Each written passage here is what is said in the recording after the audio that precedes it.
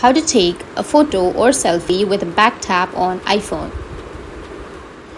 So it's a simple Siri shortcut to take a photo or selfie with a back tap on your iPhone. To do that, you need to open up your settings at first. After opening your settings, you need to just scroll down and go with the accessibility section. From the accessibility, you need to scroll down, go with touch, and under touch, you will have back tap option. Tap on the back tap, and here you need to turn on the back tap.